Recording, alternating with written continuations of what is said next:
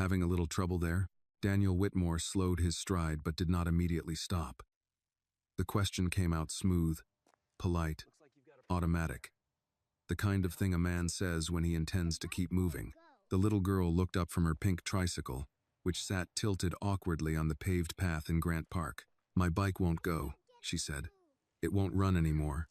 Her voice was steady, no tears, just a quiet report of mechanical injustice. The October wind moved through the park, carrying the faint scent of roasted nuts from a nearby vendor and the sharper chill of Lake Michigan. Behind Daniel, Chicago's skyline rose in clean lines of steel and glass. One of those buildings carried his name near the top.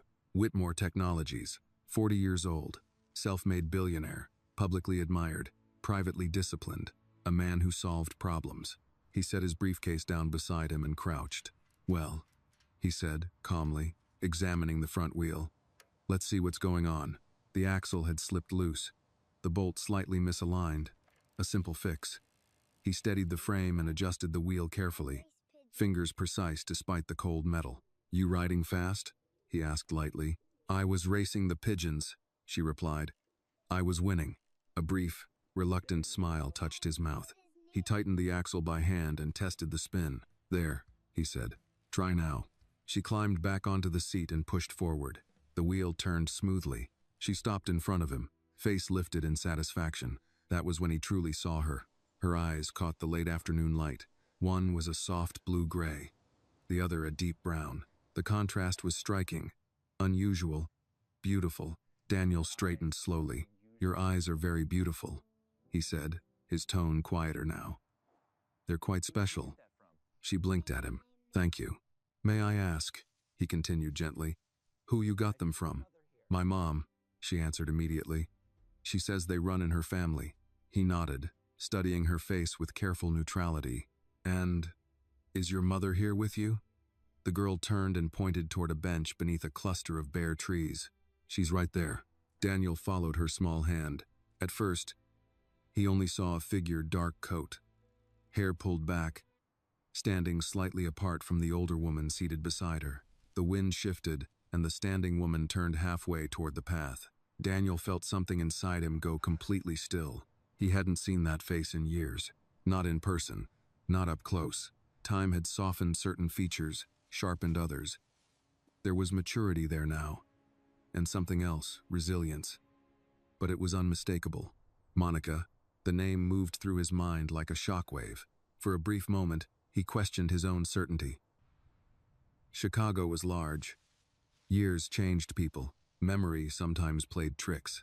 But no, it was her. The distance between them was no more than 30 yards, yet it felt like a decade stretched thin across cold air. Daniel became acutely aware of his breathing. He had not expected to encounter any ghosts that afternoon. He looked back down at the little girl Annie. The resemblance wasn't obvious in features. It was something quieter, the posture, the steadiness. The way she met his gaze without fear. "What's your name?" he asked, though he already suspected the answer might matter. "Annie." "Annie what?" "Annie Monroe." The surname landed in his chest with a weight he did not show on his face. "Monroe." He swallowed slowly.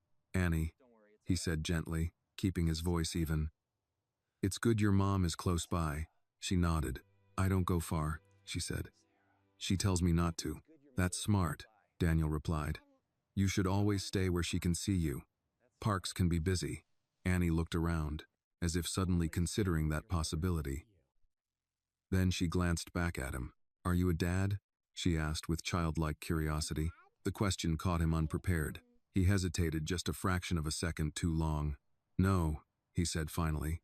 "Not yet." She seemed to accept that without judgment.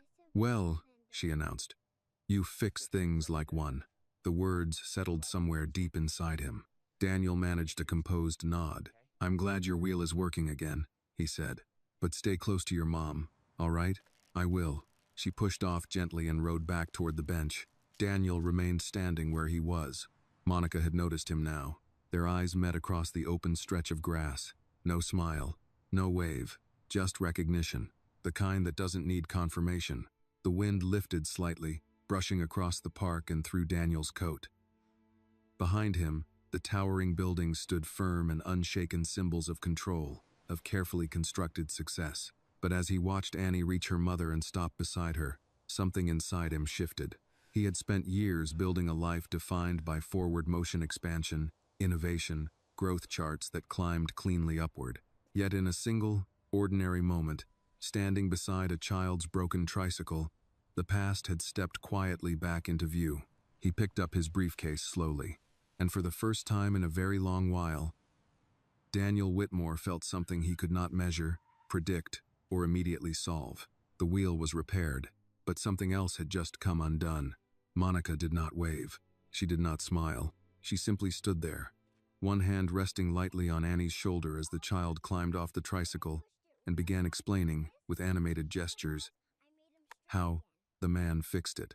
Daniel remained where he was for several seconds after Annie reached her. The wind pushed against his back, urging him forward, but his feet felt rooted to the pavement. Monica's eyes lifted to meet his again. Recognition passed between them without ceremony. Years had carved quiet lines into her face, but her posture remained straight, dignified. She wore a dark wool coat, modest but well kept. No jewelry beyond a small silver cross at her neck. Nothing extravagant, nothing careless. She said something to Annie too soft for him to hear. Annie nodded, then began riding small circles close to the bench, obediently staying within sight. Daniel picked up his briefcase. He could leave now.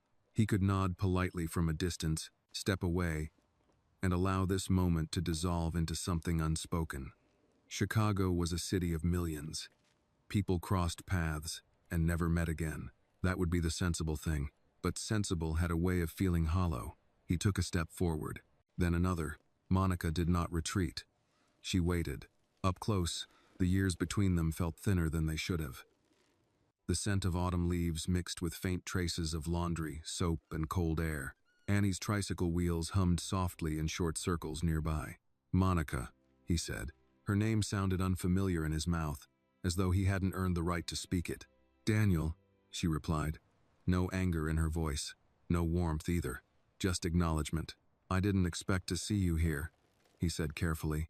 It's a public park, she answered evenly. We come here most afternoons. Annie likes the pigeons. He nodded. She mentioned that. A brief silence settled between them, filled by the distant laughter of other children and the rhythmic spin of the repaired wheel. Daniel cleared his throat. Understood. I didn't know you were still in the city. I never left, she said. The words were simple, direct, unadorned. He absorbed that. I see you're doing well, she added, glancing briefly toward the skyline behind him. Your name's hard to miss. He almost smiled, but it faded quickly. Yes, the company's grown. That's good. There was something unsettling about her calmness. He had prepared, without realizing it, for accusation or bitterness. Instead, she offered composure. He glanced toward Annie again. She's 6? He asked. 6 in March. He calculated without meaning to. The timing pressed against his ribs. She has remarkable eyes, he said quietly. Monica's expression shifted, not in surprise but in recognition of where the conversation was heading. Yes, she said. She does. Daniel hesitated, choosing each word with care. I asked her who she got them from. And she told you. He met her gaze directly now. She said they run in your family. They do. The wind moved between them again, colder this time. I didn't know, he said. About anything. Monica studied him for a long moment. I didn't expect you would, she replied. The statement was neither defensive nor accusatory. It was simply factual. Annie's laughter rang out as she made a tight turn, the wheel holding steady. Daniel watched her for a moment, then looked back at Monica. I want to be clear, he said, lowering his voice. If there's something I should know. Monica's jaw tightened almost imperceptibly. You should have wanted to know a long time ago. The words were quiet, but they landed firmly. He absorbed them without protest. You disappeared, he said. No, she corrected gently. I was asked to leave. If this story moved you even a little, don't just scroll away. Tell me in the comments where you're watching from. I read every single one. Your voice matters here. And if you believe in stories about truth, second chances, and quiet justice, take a moment to like this video and subscribe to the channel. It helps more than you know, and it keeps these stories coming. I'll see you in the next one. He felt that. I was told you. I know what you were told. Another pause. Annie slowed her riding and watched them now, sensing the shift in tone. Monica softened her voice slightly. I didn't come looking for you, Daniel, she said. Not then, not now. Why not? Because some doors, she answered, are closed for a reason. He felt something tighten in his chest. And Annie? He asked, unable to stop himself. Does she know? She knows she's loved, Monica said firmly. That's what matters. He nodded slowly. I wasn't aware, he repeated. If I had known, what would you have done? She asked, not unkindly. The question hovered between them. He did not answer immediately, because he wasn't certain. Annie pedaled over toward them, stopping a few feet away. Mom, can we get hot chocolate after this? She asked brightly. We'll see, Monica replied. Daniel looked at the child at the steady gaze, the mismatched eyes that seemed to hold more than they should. He crouched slightly to Annie's level again. You did a good job staying close, he told her. That's important, she nodded solemnly. I always do. That's smart, he said. You should never go too far from your mom. I won't, she promised. He stood again, facing Monica. I don't want to cause disruption, he said quietly. But I would like to talk. Properly. Monica studied him, weighing something. There's nothing casual about this conversation, she said. I understand. Another pause. Tomorrow, she said finally, there's a coffee shop on Wabash. 10 in the morning. Annie will be in school. He nodded. I'll be there. She didn't offer a handshake. Neither did he. Annie waved again as Daniel stepped back. Bye, mister. Daniel, he said gently. Bye, Daniel. He gave her a small nod and turned away. The skyline loomed ahead of him once more, unchanged, but each step toward it felt heavier than the last. He had built his life on decisive actions, on confronting problems head-on, on scaling obstacles until they no longer intimidated him. Yet as he walked toward Columbus Drive, briefcase in hand, a new weight pressed against him. Not scandal, not financial risk, something older, something human. For the first time in years, Daniel Whitmore was not thinking about stock prices or investor confidence. He was thinking about a 6-year-old girl with 2 different eyes, and a conversation scheduled for 10 o'clock tomorrow morning. He reached his waiting car and paused before opening the door. For years, forward had been the only direction he allowed himself to consider. Now, for the first time, forward meant walking straight into something he had once chosen not to see. He slid into the back seat. Home, sir? The driver asked. Daniel stared out the window as the park receded behind them. No, he said after a moment. Take me to the office. There were questions to prepare for, and answers he might finally have to hear. Daniel arrived at his office long after the downtown lights had begun to glow against the darkening sky. Whitmore Technologies occupied the top 20 floors of a glass tower overlooking the Chicago River. At night, the building felt less like a workplace and more like a monument. Polished stone floors, silent elevators, security desks, staffed by men who stood straighter when he entered. Good evening, Mr. Whitmore, the guard said. Daniel nodded and moved past him without slowing. Upstairs, the executive floor was nearly empty. Most employees had gone home hours ago. Only the faint hum of climate control and the distant whir of a cleaning cart broke the silence. He stepped into his office and closed the door behind him. Floor-to-ceiling windows framed the city in sharp detail, bridges lit in amber, traffic flowing in neat lines. The steady rhythm of a place that never paused for personal reckoning. He set his briefcase down and loosened his tie. Monica never left. The words repeated in his mind. He moved to his desk and opened his laptop, more from habit than intention. Emails flooded the screen. Market analysis, product rollouts, investor briefings, all urgent, all measurable. None of them explained a 6-year-old girl with 2 different eyes. He leaned back in his chair. Annie's voice replayed in his head. I don't know, my dad. The simplicity of it unsettled him more than accusation would have. He rose again and walked to the window. From this height, the city looked orderly, manageable. Problems reduced to patterns of light. But people were not markets. People did not follow projections. His phone buzzed on the desk behind him. He turned. Caller ID. Thomas Whitmore. His father rarely called at night unless something required immediate attention. Daniel let it ring once more before answering. Dad, I just finished reviewing tomorrow's agenda, Thomas said without preamble. His voice was crisp, controlled. "We need you sharp." "I'll be there." A pause. "You sound distracted." Daniel considered denying it. "I ran into someone today," he said instead. Silence on the other end. "Who?" "Monica." The name hung between them like a fragile structure under strain. Another pause, longer this time. "That's not possible," Thomas replied flatly. "It is. You must be mistaken." "I'm not." Daniel could almost picture his father's expression tightening. "And what exactly did she want?" Thomas asked. "She didn't want anything." "That's unlikely." Daniel inhaled slowly. "She has a daughter." The silence this time was not confusion. It was calculation. "How old?" Thomas asked carefully. 6. A longer pause followed. "That proves nothing," Thomas said at last. "I'm meeting her tomorrow morning," Daniel continued. "You will do no such thing." "I already agreed." The shift in tone was subtle but unmistakable. "You are the CEO of a publicly traded company," Thomas said. "You do not engage in private meetings that can be misinterpreted. This isn't about the company. Everything is about the company." Daniel felt something inside him harden. "It's about responsibility." "You were 32, Thomas snapped. "Young. Careless.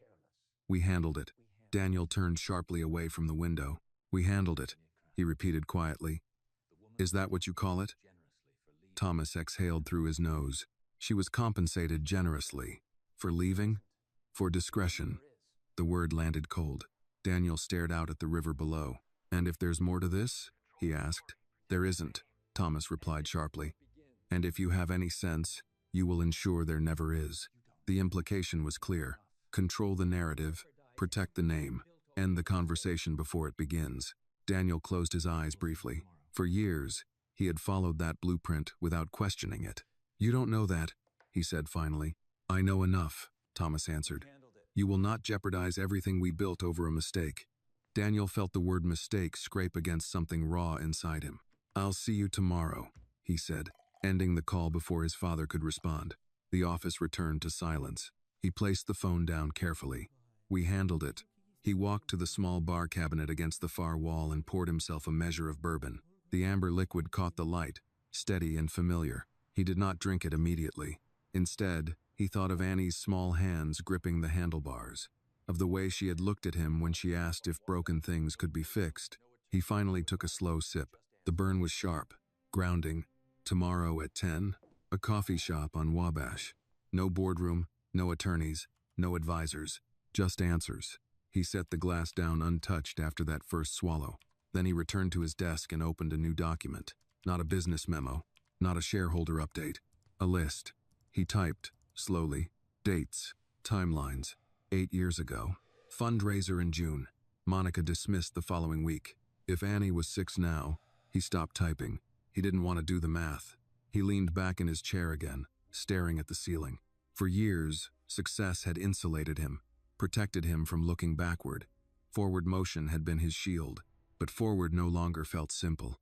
It felt like a crossroads. Outside, the river reflected the city lights in fractured patterns. Daniel Whitmore had built an empire by confronting risk. Yet tonight, alone in his office, he realized the greatest risk might not be financial. It might be personal. And for the first time in a very long while, he was not certain which outcome frightened him more, the possibility that Annie was his daughter, or the possibility that she wasn't. Daniel did not sleep. He lay awake in his high-rise condominium, overlooking the river, watching faint reflections of traffic lights ripple across the ceiling. Chicago moved even at midnight sirens in the distance, the low murmur of late trains, wind brushing against glass 30 stories up. At 6:12 a.m., he gave up pretending. By 7, he was dressed in a charcoal overcoat instead of his usual tailored suit jacket. No tie. He told himself it was because this was not a corporate meeting, not official, not strategic. At 9:42 a.m., he stood outside the coffee shop on Wabash. It was small, independent, nothing like the polished cafes where executives held quiet negotiations. The window displayed hand-lettered chalk menus. Inside, warm lights spilled onto the sidewalk. He checked his watch. 10 minutes early. He stepped inside. The scent of roasted beans and cinnamon wrapped around him. A few patrons sat scattered at wooden tables, 2 students with laptops, an older couple sharing a muffin. A delivery driver near the counter stirring sugar into his cup. No one paid him special attention. For once, that felt appropriate. He ordered black coffee and chose a table near the back, one with a clear view of the entrance. At exactly 9:59, the door opened. Monica entered first. She wore a navy coat and carried a worn leather handbag. Her posture was steady, controlled. Daniel stood instinctively. She noticed, but did not comment. "Thank you for coming," he said. "You asked?" she replied. They sat across from one another, a small wooden table between them. No lawyers, no assistants, no safety net. A barista called out an order behind them. Milk steamed. A chair scraped softly across the floor. Monica folded her hands on the table. "Annie's at school," she said. "She doesn't know about this meeting." "That's probably best," Daniel answered. A pause. He took a breath. "I won't circle around it," he said. "I need clarity." Monica studied him carefully. Clarity about what? About Annie. Her expression did not change, but something behind her eyes sharpened. "She's my daughter," Monica said evenly. "I understand that," he replied. "But biologically, she's mine," Monica repeated. Daniel held her gaze. "I'm not here to deny responsibility," he said quietly. "I'm here because I need to know if I have one." Silence stretched between them. Monica looked down at her folded hands for a moment, then back up. "You remember the fundraiser?" she said.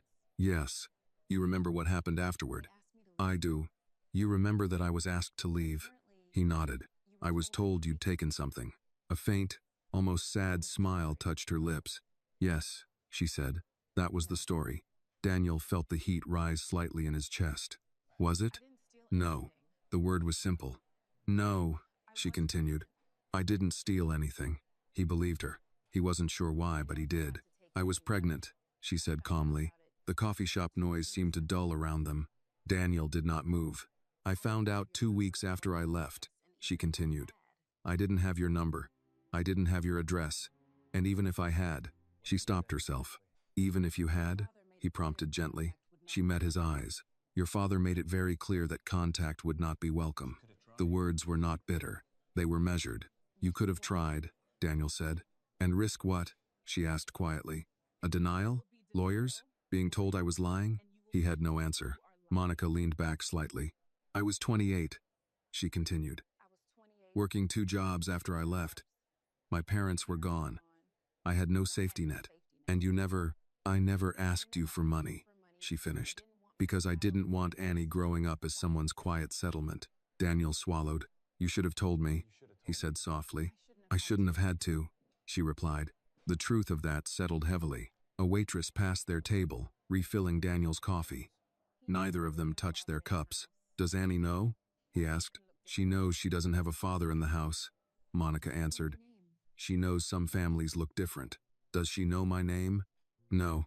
The relief he felt surprised him. "And if she were to find out?" he pressed. Monica studied him again. "That depends on you," she said. He straightened slightly. "Oh, me? Yes. On whether you intend to be present or simply curious." The distinction cut deeper than accusation. Daniel looked down at his hands. For years, decisions had been simple. Assess risk, weigh cost, act. This was not that. "I don't want to disrupt her life," he said carefully. "She already has a life," Monica replied. "Friends, school, a routine. I'm not looking to take anything from her." "Good." Another pause.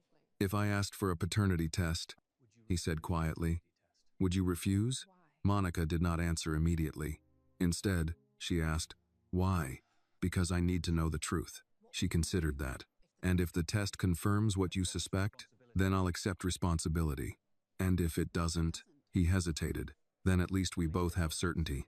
Monica watched him for a long moment, as if measuring something deeper than words.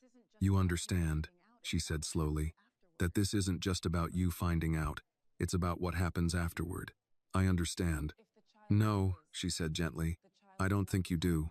Daniel felt that land. She leaned forward slightly. "If Annie is yours, she doesn't become a press statement. She doesn't become a quiet check. She doesn't become leverage in a boardroom." "She wouldn't," he said firmly. Monica's eyes searched his face for hesitation. "You're a powerful man, Daniel," she said. "Power attracts consequences." He nodded. So does silence, he replied. That gave her pause. The room seemed warmer now, though neither of them had touched their coffee. All right, Monica said at last. If you want the test, we'll do it. The finality of her tone sent a ripple through him. We'll handle it privately, she added. No lawyers, no announcements. Agreed. And until we have results, she said firmly, you will not approach Annie as anything other than a man who fixed her bike. He accepted that without argument. That's fair. Monica reached for her cup but still did not drink. Daniel, she said quietly, this isn't about revenge. I built a life for her, a steady one. I'm not here to tear that down. She nodded once. Then we'll see what the truth says. The weight of it settled fully now. Truth. No board vote, no negotiation, just biology. Daniel finally lifted his coffee and took a slow sip. It had gone lukewarm. Thank you, he said. Monica stood. I'll call you with the appointment details. He rose as well. She paused before leaving. For what it's worth, she added softly, Annie likes you. He exhaled quietly. I'm glad. Monica walked toward the door without looking back. Daniel remained standing by the table long after she had gone. For years, uncertainty had been something he eliminated swiftly. Now, he had invited it in, and there would be no controlling what it revealed. The clinic was discreet, not the kind of place celebrities used for cosmetic adjustments or executives for stress-related consultations. This building was older brick, narrow windows, a brass plaque near the entrance that read Lakeview Medical Diagnostics in modest lettering. Daniel arrived 5 minutes early. He had chosen to come alone. No driver, no assistant, no black SUV idling at the curb.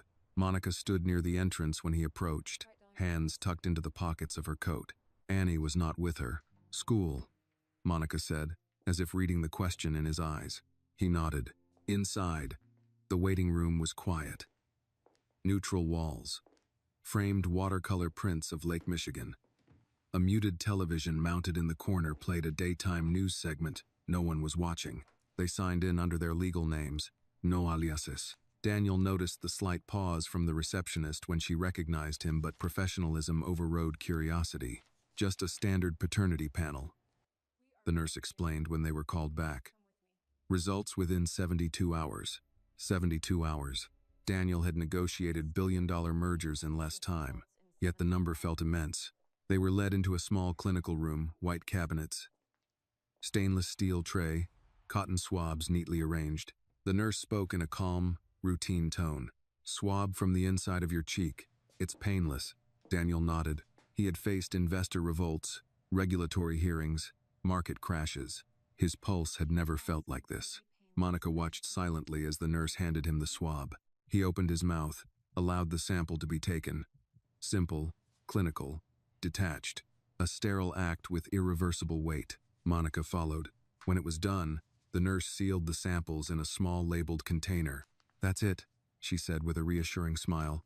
We'll contact you as soon as results are ready. Just like that. No drama. No music swelling in the background. Just science. Outside, the late morning air felt colder than before. For a moment, neither of them moved. It's done, Monica said quietly. Yes. He searched her face for signs of fear, hope, regret, anything that might mirror what churned inside him. Instead, she remained composed. I'll call when they contact me, she said. Or me, he replied. A small nod. Then she turned and walked toward the bus stop instead of the parking lot. Daniel watched her go.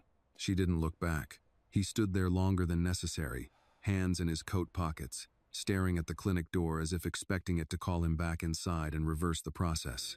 3 days, 72 hours. He returned to his office, but work felt abstract. In the boardroom that afternoon, financial charts projected across a wide screen. Revenue curves, market expansion, a new product launch timeline. Daniel, he realized someone had asked him a question. Yes, he responded automatically. We're projecting a 12% increase in Q3 if the Seattle rollout stays on track, his CFO continued. Daniel nodded, though the numbers seemed strangely distant. His father sat at the far end of the table, posture rigid. Thomas Whitmore's eyes lingered on him longer than usual. After the meeting, Thomas closed the boardroom door behind them. You went through with it, he said. Yes, you're inviting instability. I'm inviting truth. Thomas's jaw tightened. Truth is rarely clean, he said. It complicates structures. So does denial, Daniel replied evenly. His father stepped closer, lowering his voice. If this child is yours, it becomes leverage. Do you understand that? She's not leverage. She will be, Thomas said sharply. Whether you intend it or not, Daniel felt something shift inside him, not anger, but clarity. She's 6, he said. Not a strategy.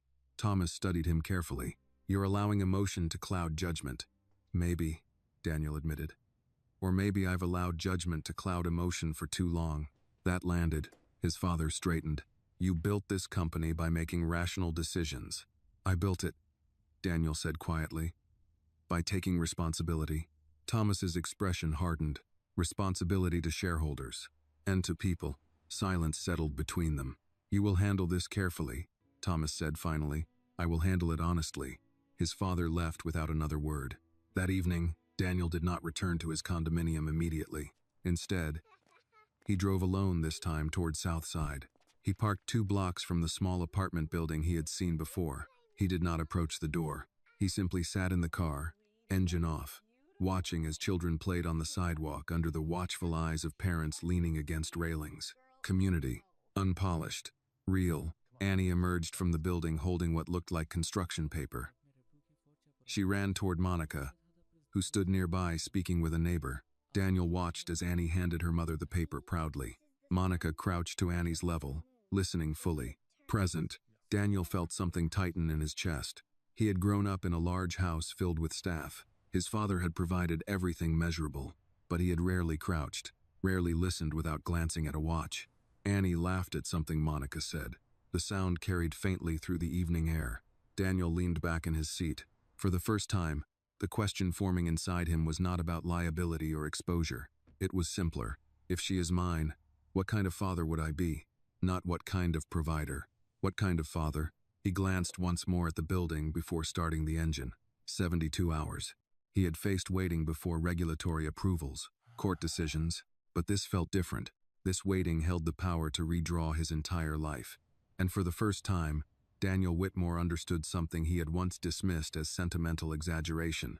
Some truths don't threaten your empire. They reveal whether you deserve one. The first night passed slowly. The second passed slower. By the third morning, time felt distorted, stretching and tightening without warning. Daniel woke before dawn again.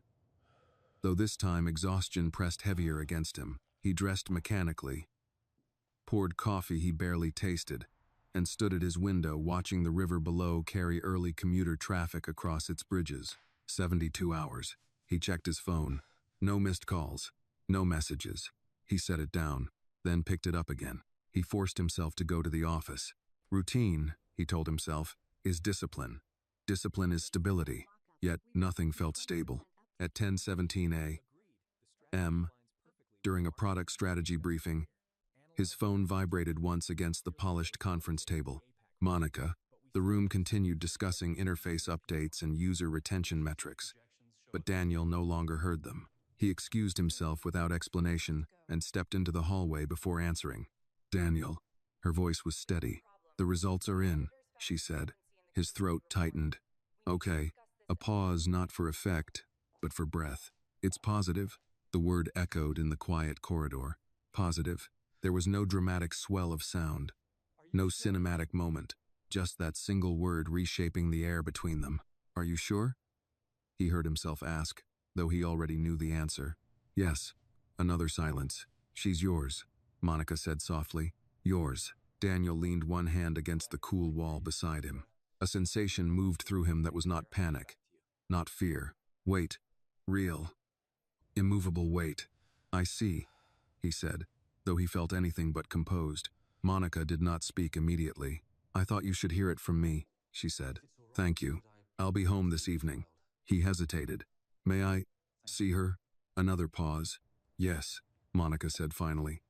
But not as an announcement. Not yet. I understand. We'll talk tonight.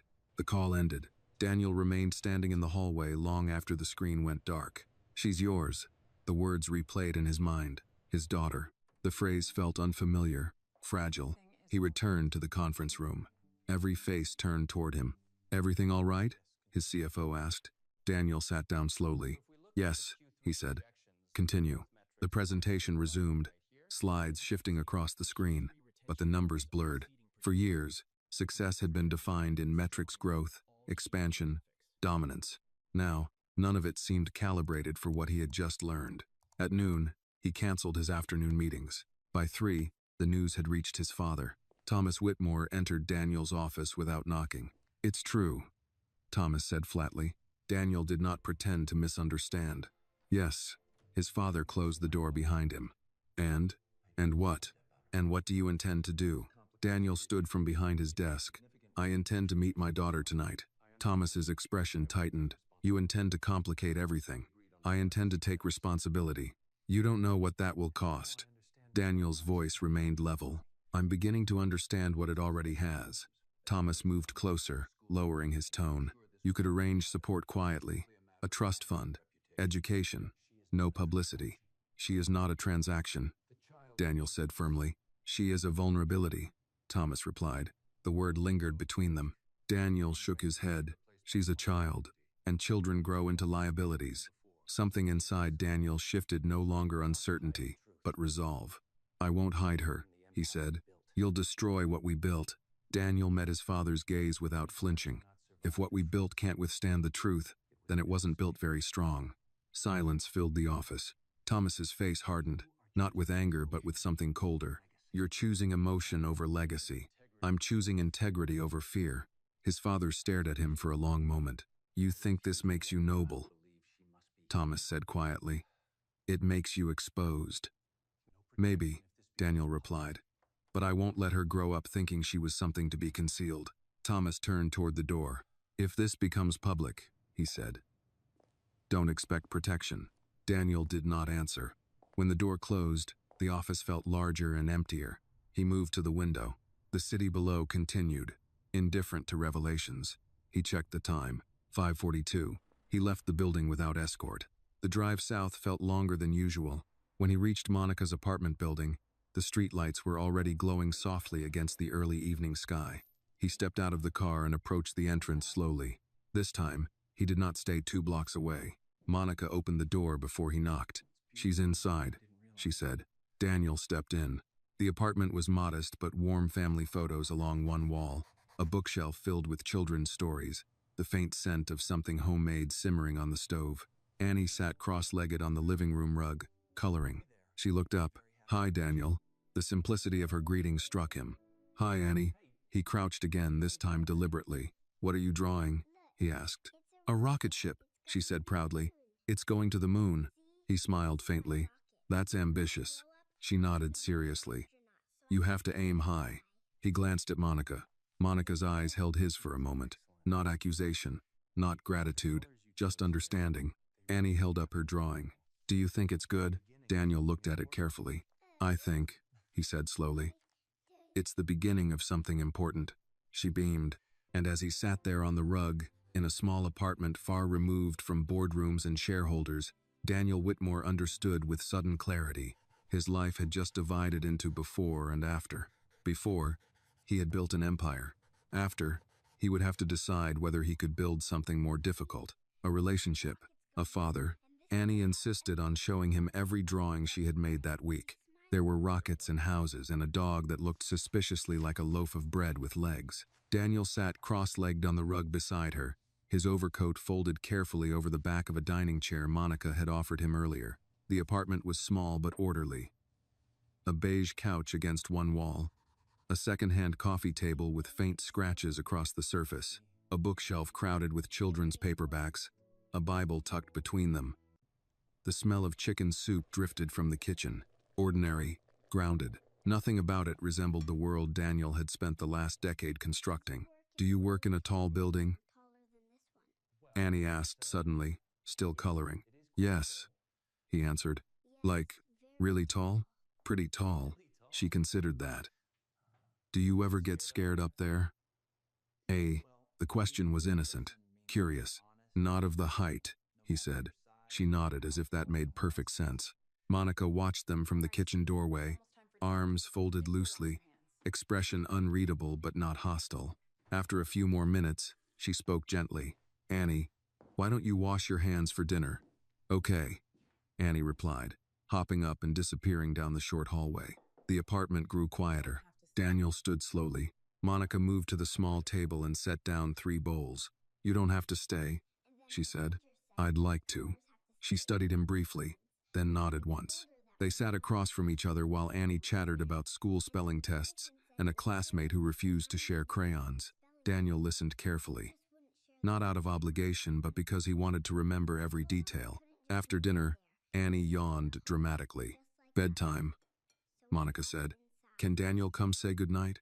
Monica hesitated only briefly. All right. Annie climbed into her small bed, rocket ship blanket pulled up to her chin. Daniel stood awkwardly at the doorway. Good night, Annie, he said softly. Good night, she replied. Will you fix more things tomorrow?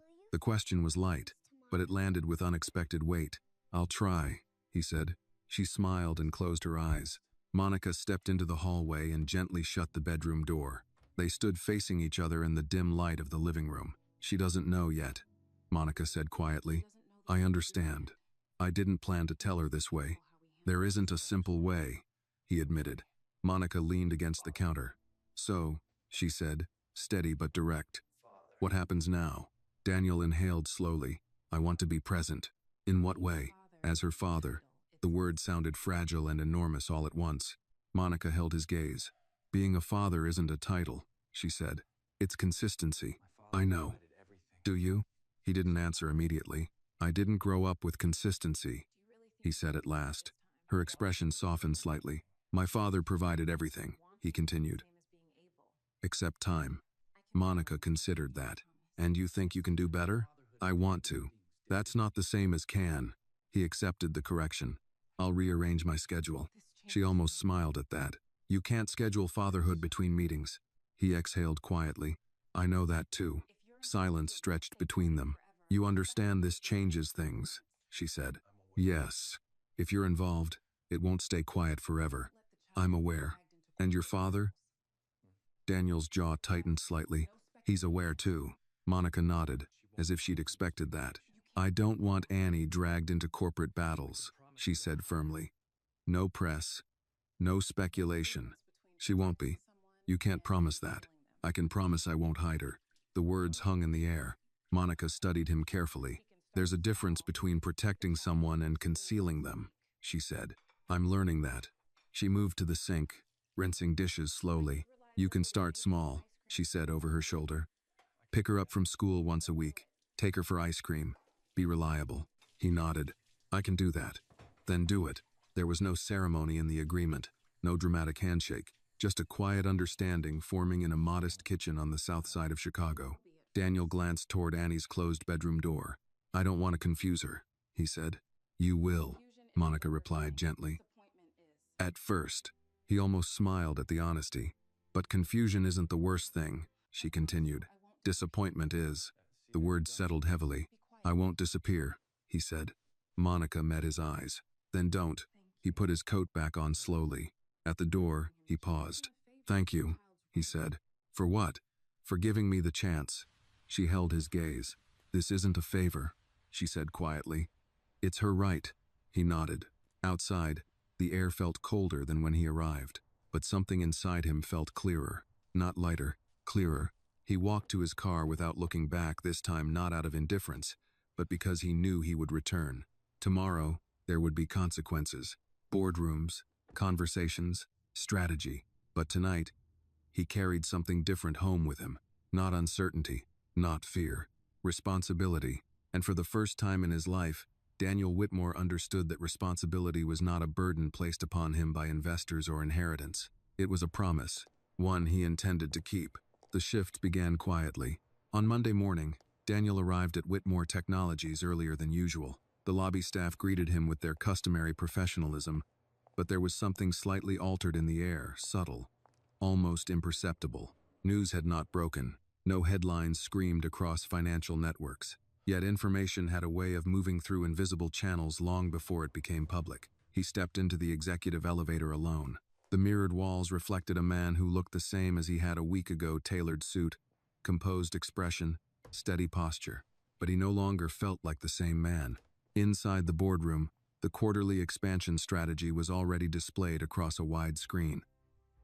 Senior executives sat in their usual places. His father occupied the seat at the far end of the table, hands folded, gaze unreadable. Daniel took his chair. "We'll begin," Thomas said, his tone crisp. The presentation started. Market forecasts, regional growth, international licensing agreements. Daniel listened, contributed where necessary, but his focus carried a new undercurrent.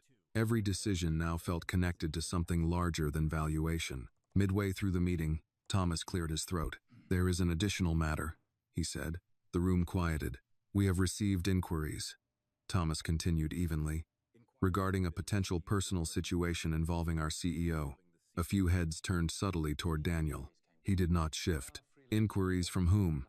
the CFO asked carefully. "Freelance reporters," Thomas replied. "Nothing formal, yet." Daniel spoke before anyone else could. "It's true," he said calmly. The word landed heavier than he intended. Thomas's eyes narrowed slightly. "There is a child," Daniel continued, voice steady. "A 6-year-old girl. She is my daughter." Silence, the kind that absorbs sound rather than reflects it. The CFO blinked once. "Is this recent information?" someone asked. "Yes," Daniel answered. "It was confirmed this week." Thomas leaned forward. "And how do you intend to manage this?" he asked, though the question felt more like a challenge than curiosity. "By acknowledging it," Daniel replied. "Privately, first. Publicly, if necessary." "You understand the market sensitivity," Thomas said. "Questions of judgment. Timing." "I do." "And you still intend to proceed?" "Yes." Another silence. One board member, a woman in her late 50s who had served for over a decade, spoke carefully. "Is there risk of litigation?" "No," Daniel said firmly.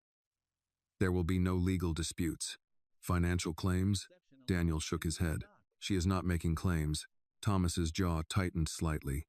"And yet," he said, "perception alone can move stock." Daniel met his father's gaze across the table. "Then we lead with transparency." Thomas did not respond immediately. The board member who had spoken earlier leaned back in her chair. "With respect," she said slowly, "the optics of acknowledging responsibility may be stronger than denying it." Thomas glanced at her sharply, but she continued. "Markets dislike scandal," she said. "They respect integrity." Daniel absorbed that quietly. Thomas straightened. "We will not release any statement unless forced," he said. Daniel did not argue, but he did not agree either. After the meeting, conversations broke into smaller clusters. Quiet exchanges. Controlled curiosity. Daniel returned to his office. Within an hour, his phone buzzed. "Monica," he answered immediately. "Is everything all right?" he asked. "Yes," she replied. "But Annie's school called." His pulse quickened. "Why?" "Someone asked about you." He closed his eyes briefly. "A reporter?" "Possibly." Daniel moved toward the window. "I'm sorry," he said. "She doesn't know," Monica assured him. "But the principal wanted to confirm whether Annie's father was involved in any public matter." "And what did you say?" "I said Annie's father is learning to be present." The phrasing struck him. "And they accepted that?" he asked. For now, silence lingered between them. "I'll handle it," he said. "Handle it how?" He considered his answer carefully. "With a statement," he replied. "On my terms." Monica exhaled slowly. "That will make it real." "It already is." He ended the call and dialed his communications director. "I need a press briefing scheduled," he said. "Regarding what?" she asked cautiously. "My daughter." A pause. "Sir, you heard me." He gave clear instructions. No evasions. No half-truths. By late afternoon, the announcement had been prepared. A brief, direct statement. Daniel Whitmore had recently learned he is the father of a 6-year-old girl. He intends to take full responsibility in his personal capacity while continuing to serve as CEO. Nothing defensive. Nothing apologetic. Just fact. When Thomas received a copy, he entered Daniel's office again without knocking. "You're making this bigger than it needs to be," he said sharply. "No," Daniel replied calmly. "I'm preventing it from becoming something worse. You could have protected the company. I am protecting it." Thomas stared at him. "You think this makes you strong?" "I think hiding her would make me weak." The air between them felt charged but contained. You're risking everything, Thomas said. Daniel shook his head. I'm choosing everything. His father did not respond. That evening, news outlets picked up the statement. It wasn't explosive. It wasn't scandalous. But it was clear. Daniel drove south again. Monica opened the door before he knocked. They saw it on TV, she said quietly. And she asked what it meant. Daniel stepped inside. Annie stood in the living room holding her rocket drawing. Mom says you're my dad, she said plainly. No fear, no accusation, just curiosity. Daniel knelt slowly in front of her. Yes, he said. She studied him carefully. Does that mean you're staying? The question was soft, but it held everything. Yes, he answered. And for the first time, the word felt less like a promise and more like a decision. The next morning, Annie woke up famous. Not the kind of famous that comes with red carpets or flashing cameras outside the door, but the quieter, more confusing kind. The kind that travels through adult whispers, sideways glances, and teachers speaking a little too gently. Monica had insisted Annie stay home from school for the day. Just until things settle, she'd said. Daniel arrived just after 9 with a box of donuts from a bakery 2 blocks away. Not expensive, not extravagant. Powdered sugar and chocolate glaze in a plain white box. He knocked softly. Annie opened the door before Monica could. You came back, she said, as though she'd half expected him not to. I said I would, Daniel replied. That seemed to satisfy her. Inside, the television was off. Monica stood near the kitchen counter, arms crossed, not defensive, just steady.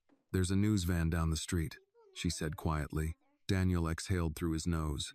I figured there might be. You said it would be controlled. It is, he answered. Controlled doesn't mean invisible. Annie tugged at his sleeve. Mom says people know you're my dad. He knelt to her level again. Yes. Is that bad? No. She studied his face carefully. Are they mad? Some people might talk, he said gently. But talking isn't the same as being mad. She considered that seriously. Are you mad? He shook his head. No. She seemed satisfied and reached into the donut box. Monica watched the exchange carefully. She asked if she did something wrong. Monica said quietly once Annie moved toward the couch. Daniel felt the weight of that immediately. She didn't. I told her that. Thank you. A knock at the door interrupted them. All three froze. Daniel stood slowly. I'll handle it, he said. Monica hesitated, then nodded. He opened the door only a few inches. A man in a dark jacket stood there, holding a microphone with a small network logo. Mr. Whitmore, the reporter said quickly. Would you care to comment further on? No, Daniel interrupted calmly. My statement stands. Is it true you concealed this child for 6 years? The question came sharp and eager. Daniel's expression did not change. No, he said evenly. It's true I learned about her recently. Is the mother seeking financial compensation? No. Will this impact your leadership? Daniel held the reporter's gaze. My leadership is defined by accountability, he said. That includes my personal life. The reporter attempted another question, but Daniel closed the door gently but firmly. Inside, Annie looked up from the couch. Was that a salesman? Daniel allowed himself a small smile. Something like that. Monica shook her head softly. This is exactly what I was afraid of. I won't let them near her, Daniel said. You can't control everything. No, he admitted, but I can control access. His phone vibrated. Board members, investors, unknown numbers. He silenced it. I need to do something, he said. What? He looked around the apartment at the narrow hallway, the single entrance, the windows facing the street. You can't live like this under a spotlight. Monica stiffened slightly. We live just fine. That's not what I mean. Then what do you mean? I mean security, privacy, protection. We don't need bodyguards. You need distance. She crossed her arms. From what? The truth?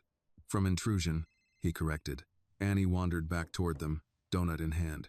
Are we going to the park today? She asked. Monica hesitated. Daniel looked at her. Yes, he said gently. We are. Monica's eyebrows lifted slightly. Are we? Yes. Annie grinned. Daniel turned back to Monica. If we hide, he said quietly, they win the narrative. And if we walk into it, then we define it. She studied him carefully. You're used to control. I'm used to responsibility. There was a difference now. Annie grabbed her small jacket. Come on, she said impatiently. Monica sighed but retrieved her coat. They stepped outside together. The news van remained at the corner, but the crew seemed caught off guard by their movement. Daniel did not hurry. He walked beside Annie, not in front of her, not shielding her dramatically. Beside her, the cameras lifted, microphones raised. Annie looked up at him. "Why are they holding sticks?" she whispered. "They're asking questions." He murmured. "About me?" "About us." She squeezed his hand without thinking. The gesture startled him more than the cameras. At the edge of the park, he turned toward the reporters. "I will answer one question," he said calmly. The noise quieted slightly. "Why now?" someone called out. Daniel glanced down at Annie before responding. "Because truth doesn't run on a schedule," he said, "and neither does being a father." He did not elaborate. He did not posture. He simply continued walking. The reporters did not follow them into the park. Perhaps the image was already enough. Inside the park, the ordinary rhythm of life continued. Joggers passed. A woman walked her dog. Children played near the swings. Annie climbed onto her tricycle again. "Race you!" she shouted. Daniel jogged lightly beside her. For the first time since the announcement, something inside him felt steady, not because the cameras were gone, but because he was exactly where he had chosen to stand. Monica walked a few paces behind, watching both of them. When Annie stopped near the same bench from days before, she looked at Daniel seriously. "Are you going to disappear?" The question was direct, honest. He crouched in front of her. "No," he said. "How long?" "As long as you'll have me." She seemed to think that over carefully. "Okay," she decided. And in that small agreement, beneath open sky and lingering camera lenses in the distance, Daniel Whitmore understood something with absolute clarity. The real test would not be headlines. It would be consistency. By the end of the week, the headlines had shifted tone. What began as speculative curiosity softened into measured commentary. Financial analysts debated whether Daniel Whitmore's public acknowledgement of his daughter signaled instability or strength. Morning talk shows framed it as a story about responsibility. Opinion columns split neatly down ideological lines. But in the small apartment on the south side, the discussion was far less dramatic. "Dad," Annie said carefully that Saturday morning, testing the word for the first time without prompting. Daniel looked up from the small wooden table where he was helping her assemble a cardboard solar system for a school project. "Yes." She paused, studying his reaction. Nothing changed in his expression except warmth. "Can you cut the ring for Saturn better than Mom?" Monica, standing at the stove, arched an eyebrow. "We'll see," Daniel replied. Annie grinned and handed him the scissors. The word "Dad" echoed quietly in his chest. It didn't feel like a trophy. It felt like trust. Later that afternoon, Daniel returned to his condominium to retrieve a few things, clothes he might need if he planned to spend more evenings at Monica's apartment, files he wanted to review privately. The building's doorman greeted him with respectful normalcy, but Daniel sensed the subtle curiosity in the air. News had reached every corner of his professional world. Inside his unit, silence greeted him. High ceilings, floor-to-ceiling windows, modern furniture arranged with deliberate minimalism. Everything was curated. Everything was controlled. He walked into the guest room unused, immaculate. He imagined a small bed there, color on the walls, crayon marks on the coffee table. The image felt foreign and oddly necessary. His phone buzzed. "Thomas Whitmore," Daniel answered. "I assume you've seen the coverage," Thomas said without greeting. "Yes. The board is divided. I expected that. Some believe your statement stabilized the situation," Thomas admitted reluctantly. "And you?" A pause. "I believe you've introduced unpredictability." Daniel walked toward the window, looking down at the river below. "Life is unpredictable," he said calmly. "Business should not be. I'm not stepping down. I didn't say you were, but the implication lingered. You've shifted perception," Thomas continued. "Investors now view you as human." Daniel almost smiled. "That's not a weakness." "It can be. For you," Daniel replied gently. "Maybe." Silence stretched between them. "I won't interfere further," Thomas said at last. "But understand this, if complications arise, you will face them alone." Daniel absorbed that without flinching. "I already am." After the call ended, Daniel remained at the window for several minutes. Alone, but not the way he had been before. That evening, he returned south. Annie was waiting at the window when his car pulled up. "He's here!" she shouted.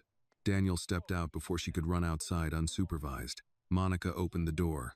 "She's been asking what fathers do," Monica said quietly. "And I told her they show up." Daniel nodded. Annie tugged his hand immediately. "Come see. I made something." On the coffee table sat the cardboard solar system, now painted in bright, imperfect colors. "This is Earth," she said, pointing. "And this is Saturn. You cut it better." Daniel crouched beside her. "It's perfect," he said. "It's not perfect," she corrected seriously. "But it's mine."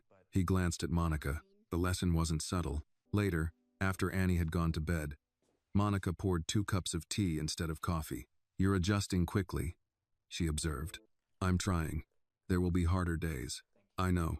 Parent-teacher meetings, school plays, questions." He nodded slowly. "I'll be there. You can't promise attendance without understanding sacrifice." He met her gaze. "I've built a life on sacrifice. For ambition," she said quietly. He didn't argue. "That won't work here," she added. He let that settle. "No," he admitted. "It won't." Outside, a siren wailed briefly before fading into distance. Inside, the apartment felt grounded. Monica studied him across the small kitchen table. "Why now?" she asked softly. He understood the question wasn't about timing. "It's not about now," he said.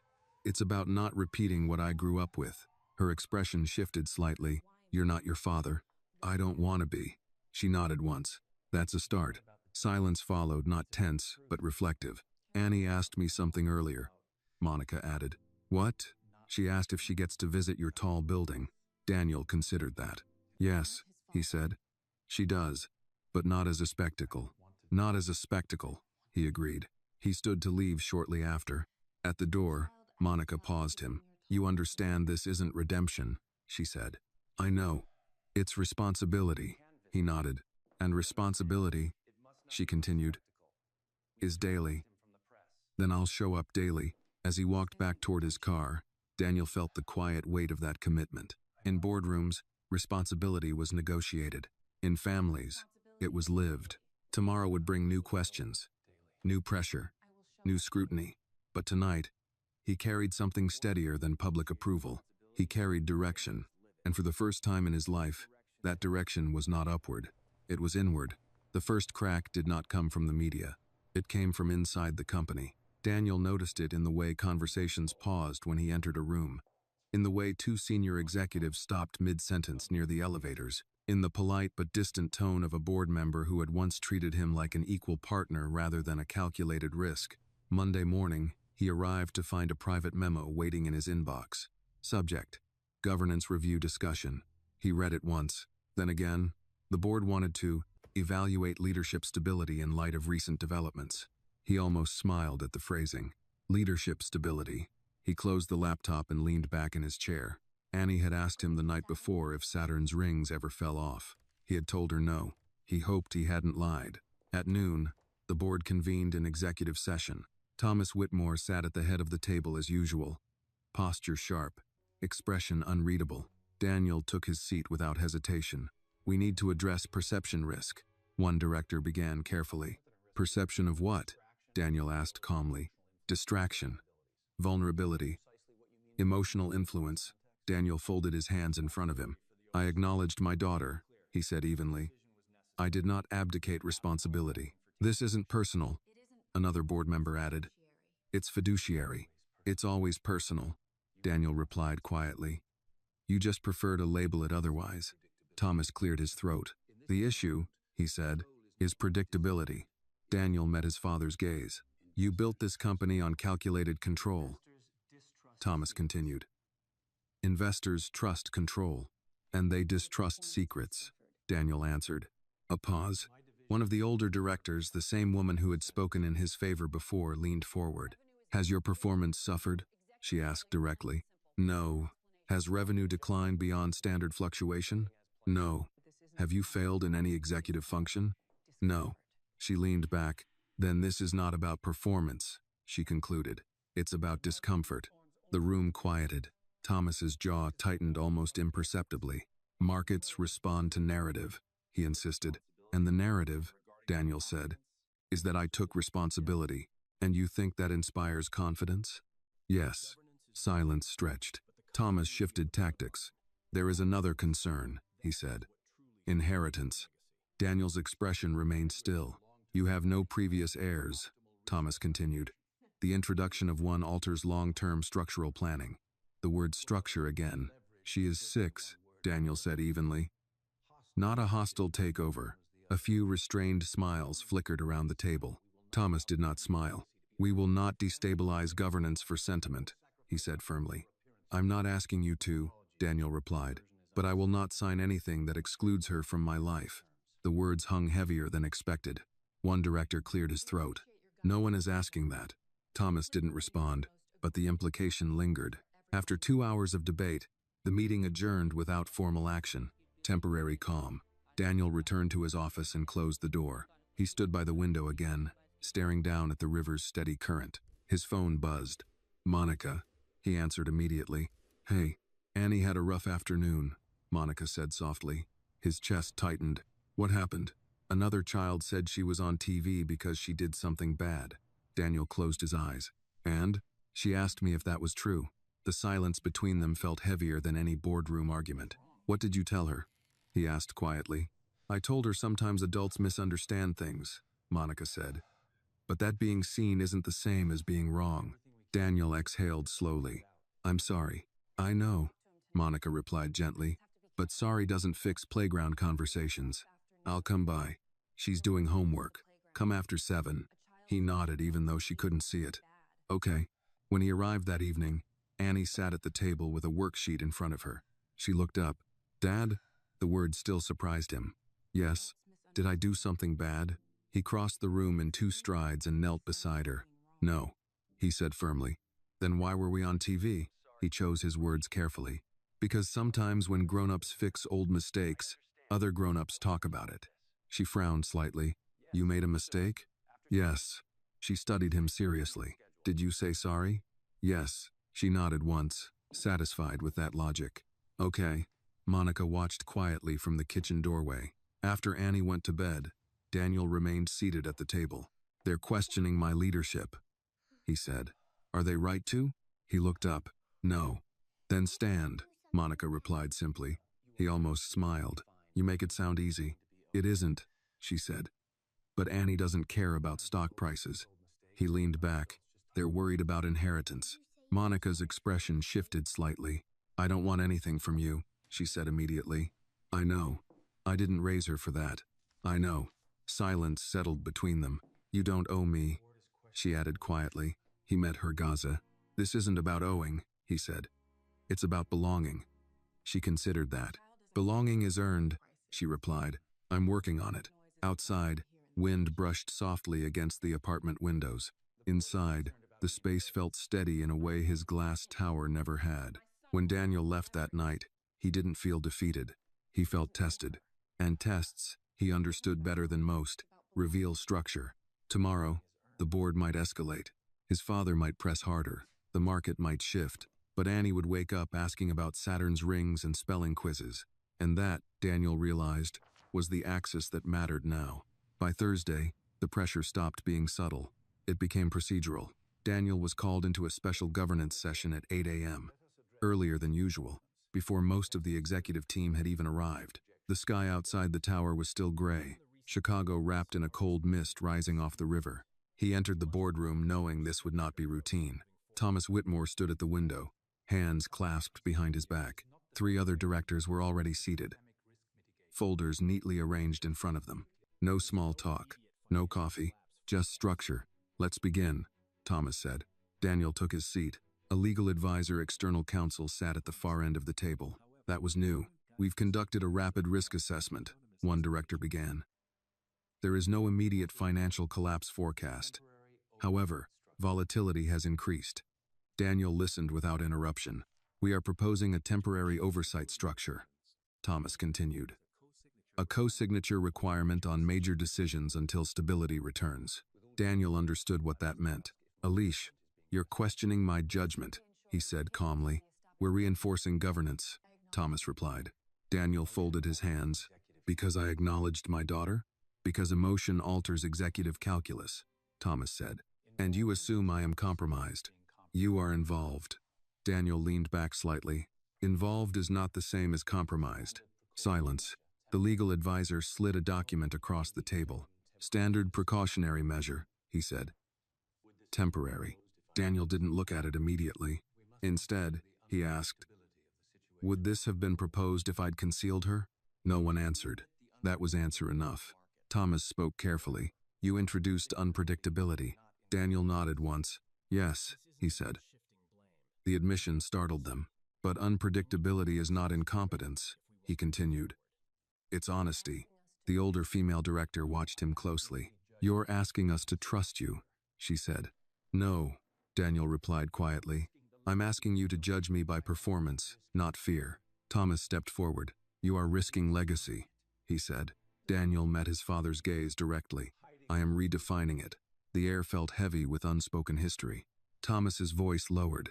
You think fatherhood strengthens you. I know hiding it would weaken me. Another silence. Finally, Daniel reached for the document. He read it carefully. Temporary co-authorization on acquisitions above a certain threshold. Review on capital expansion. No removal of title, but visible restraint. He placed the document back on the table. I will not sign this, he said calmly. The words did not echo, but they shifted everything. Thomas's eyes hardened. You leave us little choice. There is always choice. You would gamble the company? No, Daniel said evenly. But I will not teach my daughter that integrity requires surrender. The room went still. The older director spoke again. Perhaps we table this, she suggested. Monitor for 30 days. Thomas looked at her sharply, but she held his gaze. Stability is not restored by panic, she added. Reluctantly, Thomas stepped back. 30 days, he said. The meeting adjourned without signatures. But the line had been drawn. Daniel returned to his office and closed the door quietly. For a moment, he allowed himself to sit in silence. Not defeat, not victory, just clarity. His phone buzzed. An unknown number. He hesitated, then answered. Mr. Whitmore, a woman's voice said. I'm calling from Annie's school. His spine straightened. Yes, there's nothing alarming, she reassured him quickly. But we've had a few parents express concerns. Concerns about what? Media attention. They're worried about disruption. Daniel inhaled slowly. Is Annie being treated differently? A few comments, the principal admitted. Children repeat what they hear. Daniel closed his eyes briefly. I'll come down, he said. That may not be necessary. It is, he replied gently. Within the hour, he was standing in the principal's office. The building smelled faintly of crayons and disinfectant. Annie sat in a small chair outside, coloring quietly. She looked up when she saw him. Dad? He crouched beside her. Hey, am I in trouble? No. She studied his face. You don't look mad. I'm not. Inside the office, the principal spoke carefully. We support Annie, she said. But media presence around the neighborhood has made some families uncomfortable. I understand, Daniel replied. What do you need from me? Reassurance, she said honestly. That this won't escalate. He nodded. It won't. He meant it. Afterward, he walked Annie out of school early. They stopped for hot chocolate at a small diner nearby. She swung her legs beneath the booth seat. Do you get in trouble at your work? She asked suddenly. Sometimes, he admitted. Because of me? He leaned forward slightly.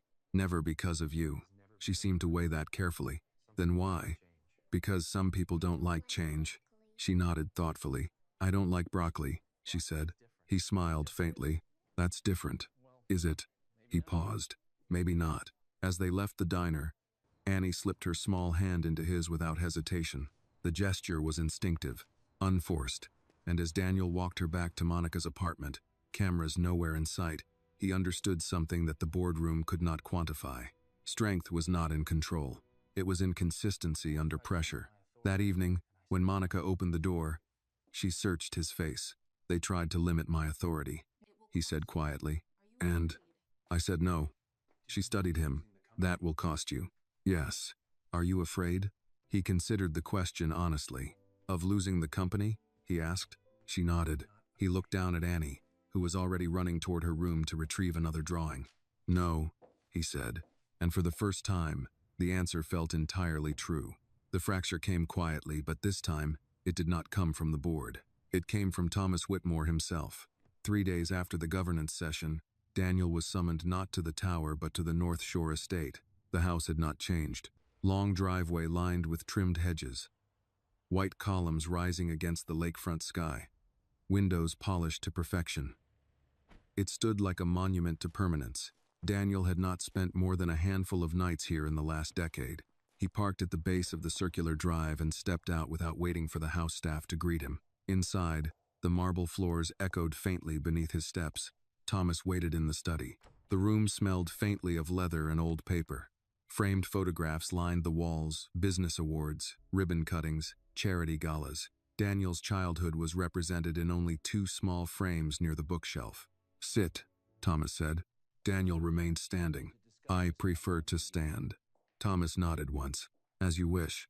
There was no preamble. "I've drafted an amendment to the family trust," Thomas began. Daniel's jaw tightened slightly. "I assumed you might." Thomas slid a folder across the desk. "If you insist on public integration," he said evenly. "This ensures clarity." Daniel did not open it immediately. "What kind of clarity?" "Annie will not automatically inherit controlling interest in Whitmore Technologies." Daniel looked up sharply. "She's 6. She is a factor.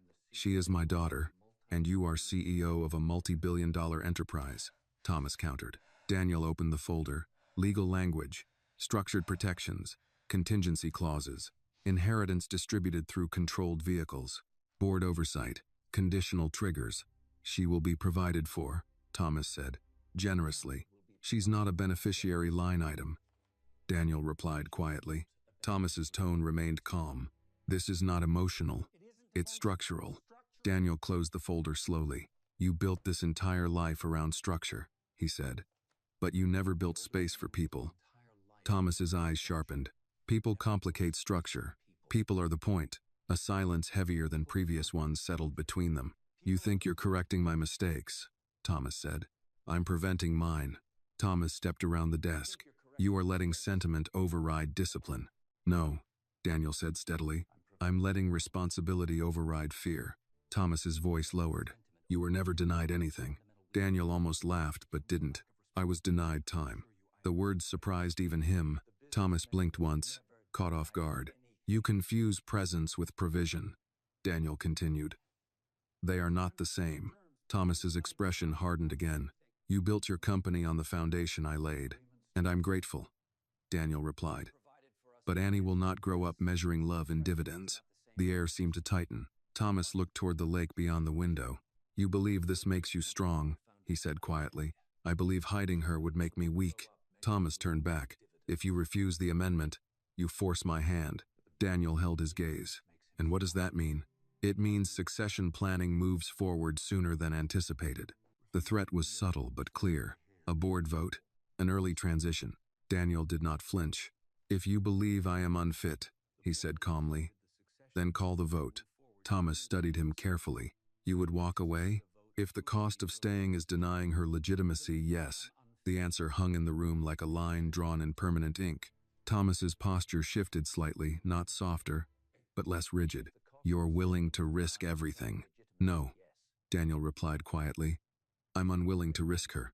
A long silence followed. For a moment, father and son stood not as executives but as 2 men shaped by different definitions of strength. Thomas returned to his desk slowly. "Take the document," he said at last. "Review it." Daniel did not move. "I won't sign anything that diminishes her." "You may not have that luxury." Daniel stepped closer to the desk. "She will not be hidden in a trust designed to minimize her existence." Thomas exhaled slowly. "You're emotional." "Yes," Daniel said. "I am." The admission stunned the room. "And I am still competent." Thomas stared at him. "I built you to withstand pressure, and I do," Daniel replied. "Just not by becoming you." The words were not shouted, but they were final. Daniel turned toward the door. 30 days, Thomas said quietly behind him. Daniel paused. "The board will evaluate you in 30 days. Daniel nodded once without turning. "I'll give them no reason to doubt me." "And if they do?" Daniel opened the study door. "Then I'll leave with my integrity intact." He stepped into the hallway, the house echoing faintly around him. Outside, The lake stretched wide and gray under a low sky. For years, this estate had represented origin, power, expectation, legacy. Now it felt like something else. A test. As Daniel drove away, his phone buzzed. "Monica," he answered immediately. "Everything all right?" "Annie has a school presentation tomorrow," Monica said. "About family." He closed his eyes briefly. "Of course she does. She wants you there." There was no hesitation this time. "I'll be there." He ended the call and looked back once at the estate shrinking in his rearview mirror. Legacy had once meant control. Now it meant something different. Showing up, even if it cost him everything built before. The real vote, he realized, wasn't happening in the boardroom. It was happening in a second-grade classroom tomorrow morning, and that was the one that mattered most. Daniel arrived 10 minutes early. The elementary school parking lot was already half-full sedans, minivans, a few pickup trucks dusted with early frost. The building itself was modest. Red brick, with a flagpole standing tall out front. Children's artwork lined the interior hallway windows, bright paper suns and crooked rainbows taped carefully in uneven rows. He adjusted his coat before stepping inside. No cameras, no reporters, just parents. Inside the classroom, small desks were arranged in a semicircle. A poster on the whiteboard read, "Family Presentation Day." Construction paper hearts were taped beneath it. Annie stood near her desk, holding a trifold poster board almost as big as she was. Crayon drawings covered at her, Monica, and a tall stick figure with carefully mismatched eyes colored in blue and brown. When she saw him in the doorway, her face lit up. "You came." "I said I would," he answered. Several parents glanced up. Recognition flickered across a few faces, but there were no whispers, no hostility, just curiosity. Monica stood near the back wall, arms loosely folded. She gave Daniel a small nod. The teacher, Miss Alvarez, approached with a warm smile. "Mr. Whitmore," she said softly, "thank you for joining us. Thank you for having me." He took a seat in one of the small plastic chairs along the wall. His knees rose higher than usual in the child-sized space, but he didn't adjust. One by one, children stood and presented. "My family likes camping. My dad works with trucks. My grandma makes the best pancakes." Annie's turn came halfway through. She walked to the front, poster trembling slightly in her hands, not from fear, but from effort. "This is my family," she began. Daniel felt his chest tighten. "That's my mom." Annie continued proudly, pointing to the drawing of Monica. "She makes soup when I'm sick and reads stories even when she's tired." A few parents smiled. "And this," Annie said, pointing to the taller figure, "is my dad." The word hung clearly in the room. Daniel did not move. "He fixes things," she said. "And he works in a tall building." And he came back. The simplicity of that statement carried more weight than any corporate declaration he had ever made. "And he has 2 different colored eyes like me," she added matter-of-factly. A soft ripple of laughter moved through the room. "He says broken things can be fixed," Annie finished. Silence followed, not uncomfortable, but reflective. Miss Alvarez smiled. "Thank you, Annie. That was beautiful." Annie beamed and returned to her seat. Daniel felt something settle inside him, not pride in the public sense, but something steadier. Belonging. After the presentations ended, parents mingled casually near the door. A man in a work jacket approached Daniel cautiously. "Didn't expect to see you here," he said, not unkindly. "I wouldn't miss it," Daniel replied. The man nodded once. "Good," he said. "Kids notice when you do. No judgment, just truth." Another parent, a woman holding a toddler on her hip, added quietly, "My daughter asked if Annie was in trouble. I told her no. I told her families look different." Daniel nodded gratefully. "Thank you." When the classroom began to empty, Annie ran toward him. "Did I do good?" He crouched in front of her. "You did better than good." She studied his face carefully. "You didn't leave?" "No." She wrapped her small arms around his neck without hesitation. In that moment, there was no board, no inheritance clause, no governance review, just a father holding his daughter in a classroom filled with paper hearts. Monica approached quietly. "She was nervous," she said softly. "She didn't show it. She gets that from me." Daniel smiled faintly. "And maybe a little from me." They walked out together. Outside, the morning sun had broken through the clouds, casting long light across the parking lot. As they reached Monica's car, Daniel's phone vibrated. He glanced at the screen. Board chair, emergency meeting request. He silenced it without answering. Monica noticed. You should take it, she said. I will, he replied. After. After what? He looked down at Annie, who was swinging her poster board like a flag. After ice cream, Monica's eyebrow lifted slightly. It's 10 in the morning. It's a special day. Annie gasped. Really? Yes, Daniel said. They walked to a nearby diner instead. The kind that served milkshakes before noon without question. Annie ordered chocolate. Monica chose coffee. Daniel ordered vanilla, though he rarely ate sweets. As Annie talked animatedly about the other presentations, Daniel's phone vibrated twice more. He ignored it. Finally, Monica reached across the table and touched his hand lightly. They won't wait forever, she said. I know. And if they vote? He held her gaze steadily. Then they vote. She studied him carefully. You're calm. I'm certain. About what? He glanced at Annie, who was now licking chocolate from her spoon with fierce concentration. About what matters. Monica exhaled slowly. Legacy isn't just ownership, she said quietly. No, Daniel agreed. It's example. Annie looked up suddenly. What's legacy? Daniel thought for a moment. It's what people remember about how you treated them. She nodded seriously. Then I want mine to be nice. He smiled. That's a good start. As they finished their milkshakes, Daniel checked his phone. The emergency meeting was set for 4 o'clock. He would attend. He would face whatever vote waited. But as he walked Annie back to the car, her hand tucked securely in his, he understood something with clarity that no shareholder report could redefine. If he lost the company today, he would still have kept his word, and that was a legacy he could live with. At 3:58 p.m., Daniel entered the boardroom alone. No assistant, no folder in hand, no prepared statement. The skyline behind the glass walls glowed in late afternoon light, casting long shadows across the polished table. Every seat was filled. Even directors who typically joined remotely were present in person. Thomas Whitmore sat at the head, hands folded, expression unreadable. Daniel took his seat. We'll come to order, Thomas said. There was no hostility in his tone, only procedure. You are aware, Thomas continued, that several board members have requested a formal vote regarding executive leadership stability. I am, Daniel replied calmly. This is not a termination motion, one director clarified. It is a confidence review. Daniel nodded. I understand. The older female director leaned forward slightly. Before we proceed, she said, I would like Mr. Whitmore to address the board. Thomas's eyes flickered briefly, but he did not object. Daniel stood. For a moment, he simply looked at the faces around the table, people who had invested in him, questioned him, benefited from him. I won't offer theatrics, he began evenly. You've read the reports. You've seen the numbers. He paused. Our revenue remains stable. Our projections remain strong. Our leadership team remains intact. He let that settle. The concern is not performance, he continued. It is perception. Several heads shifted subtly. I acknowledged my daughter publicly, he said. Not because it was convenient, because it was correct. Thomas remained still. For years, Daniel went on, this company has marketed itself on accountability, transparency, responsibility.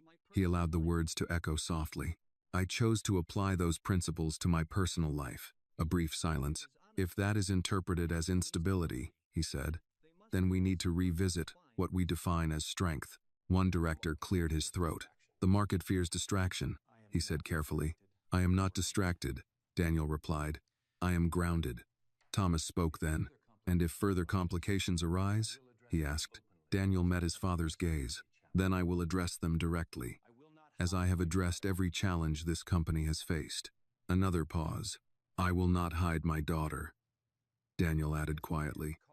If that position costs me this office, I accept that.